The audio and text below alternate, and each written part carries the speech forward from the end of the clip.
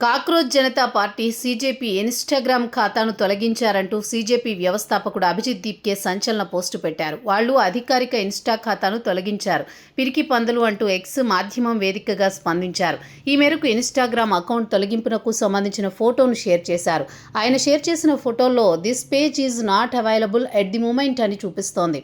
ఇవాళ ఉదయం 6 గంటల సమయంలో ఆయన ఈ పోస్టు పెట్టారు. ఓవైపు భారత్ 80వ స్వాతంత్ర దినోత్సవ వేడుకలు జరుపుకుంటూ ఉంటే మరోవైపు కేంద్ర ప్రభుత్వం ఇలాంటి చర్యలకు పాల్పడడం హేయమైన చర్య అంటూ నెటిజన్లు కామెంట్స్ పెడుతున్నారు. దేశ అభివృద్ధిపై ఫోకస్ చేయకుండా సోషల్ మీడియా ఖాతాలు బ్లాక్ చేయడం, తొలగించడం హేయమైన చర్య అని పేర్కొంటున్నారు.